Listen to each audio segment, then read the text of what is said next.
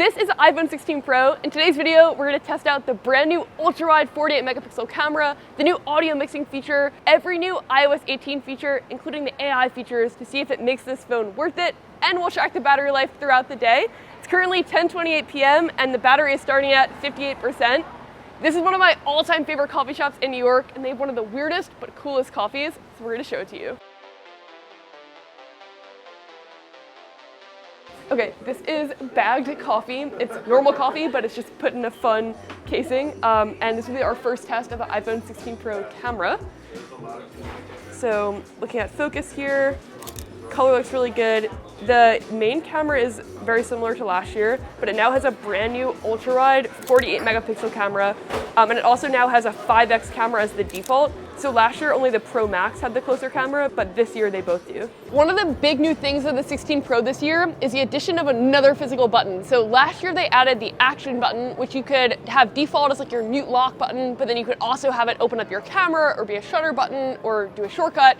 This year they've added a dedicated camera button called Camera Capture, and it's one of the features on a long list of features that's improving the camera that we're gonna test throughout the day.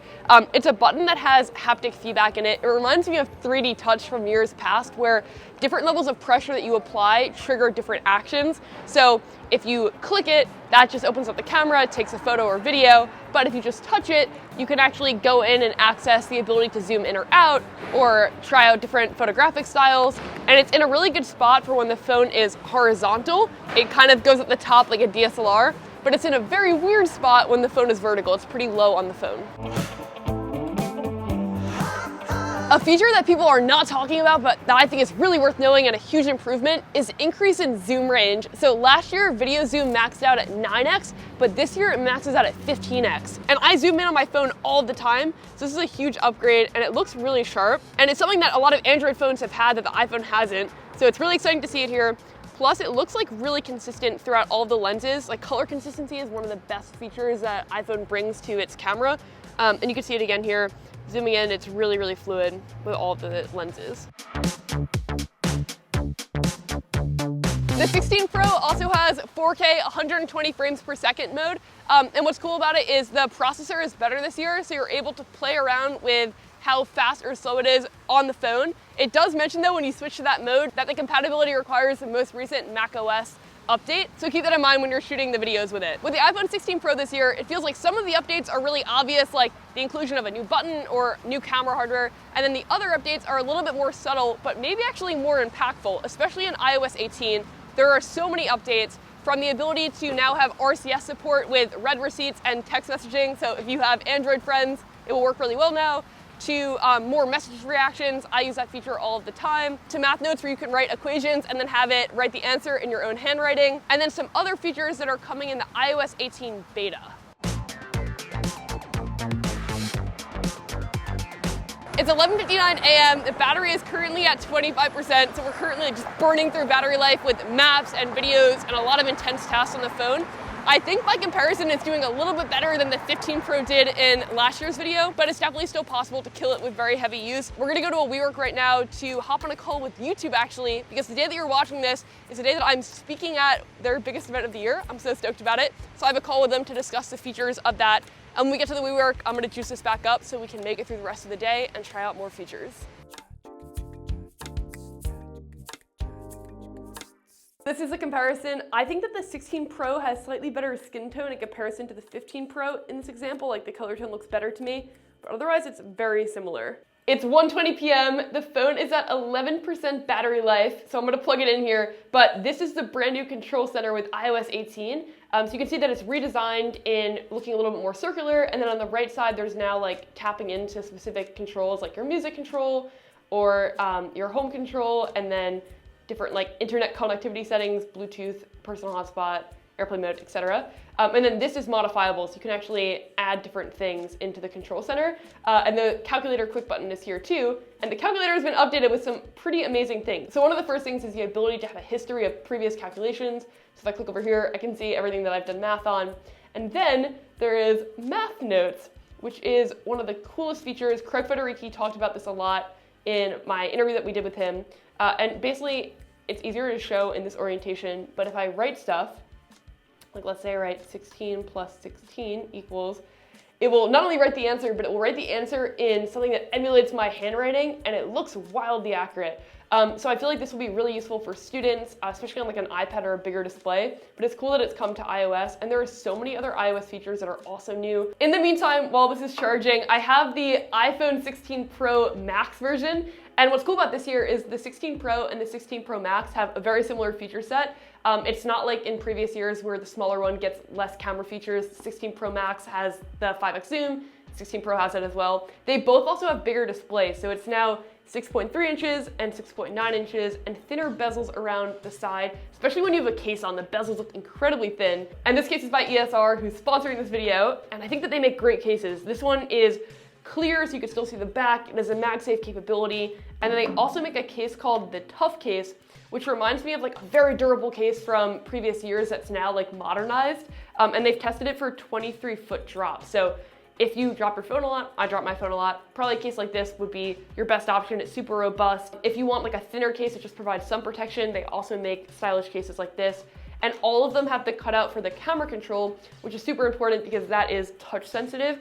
And I also think having the cutout makes it feel a little bit more like a camera, like it feels like a button they were pushing into like a DSLR. So if you want to check out any of these cases, I'll link them below. Thank you to ESR for sponsoring this video. And I also have the 16 Pro Max here because I have the beta iOS version on it. And normally in videos, I don't download the iOS betas because I feel like we should test the product as it's going to be given to a consumer. But this one's actually an exception, and I think important to test because so many of the features that Apple mentioned at the keynote that are coming to the iPhone and making it fresh are not out yet. For example, Apple Intelligence, smarter Siri support, the AI rewriting in your emails, those features are coming. Some of them are expected to first roll out in October, which will be like a few weeks after this phone has launched. And then others will be later in the year, like for example, Genmoji. But in this beta version here, Apple Intelligence is available for like asking Siri questions where it can contextualize what's on your screen, and then also rewrite features and summaries. So for example, in the mail application now, when someone sends you an email, at the top of the email, it will summarize what the main premise is. And then you can ask it to help you rewrite messages. So writing like a more formal message to your boss or writing a more casual message. I actually use AI all the time in my daily life, especially ChatGPT and Gemini. So it's really cool that it's baked into the phone. The test will be how useful it actually is over the long term. So far, I found that Siri is better, which matters.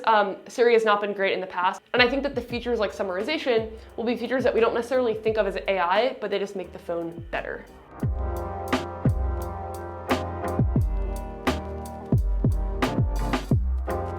It's 2:08 p.m. The phone is juiced back up to 23%, and we're now in Soho, which is one of my all-time favorite parts of New York. It looks like how I pictured and romanticized New York in my head when I was a kid. And we have the Pro Max here as well. One of the main areas that iOS has also updated is in the Notes app. When you record like a voice memo now, it will also live transcribe it, which is a feature that I requested last year, so I'm super pumped to see that. I don't love what they've done with the Photo app though. In an attempt to make it like cleaner, I actually think it's a little bit more scattered. So when you open up the Photos app, it shows you all your main photos here, but previously you'd be able to tap out of this and then see a library collection of like your albums. Now you access the library by scrolling down past all this information, and then there's a library view here. Now you can customize and reorder it, so you could put the albums a lot higher up, which is great. I love the customizability, but I still just like the sizing better from previous years. And also the filter view comes in here on the top left, on the bottom left, you can filter by screenshots, videos, photos, etc. So I think it makes a lot of sense, but there are just so many settings options that getting used to it was a little bit more difficult than anticipated. This is another wildly useful feature that I feel like people are not talking about. It's called hide distracting items in Safari. When you open up Safari, if you tap the top left, you can hit hide distracting items and then select an item that you want to hide. So if I, let's say, scroll down here, hide distracting items, pick this, hit hide, and then it just disappears it. And then when you hit done, it won't be there anymore. Which I think is such a cool feature. And for ads that update frequently, it may come back, but for other things on the web page, it will stay hidden. There's also a new feature that will provide a live summary of a website. This is using AI, so you can quickly go on a page and get a condensed version of the information from it. Another small iOS feature is that in the Photos app, videos now loop by default. So when you're looking at your videos, it will just keep replaying over and over until you want to click into it and do something with it.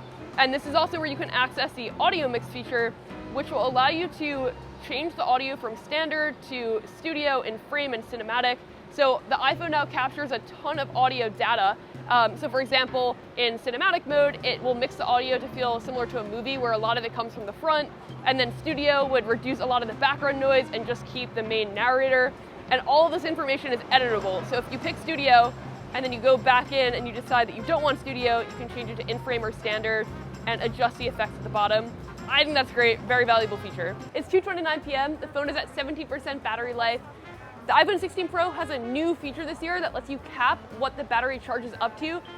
When you're using a phone and you charge it to 100% repeatedly, that's like a full charge cycle. So some people recommend only charging to like 80% to maintain the life cycle of a battery. And in iOS, you can now go to the battery section here, go to charging, and then at a more precise level, dictate exactly what it charges to. So it says keeping your charge limit below 100% helps preserve your battery lifespan over time. So here you can now make this more precise. So it used to be just between 80% and 100%, but now it's 95, 90, 85, etc. It is 8:22 p.m. I just went to the gym. I've had to charge this phone up many a time. Like it will get down to like 10%. I'll plug it in the charger and then get a little more power, run it down.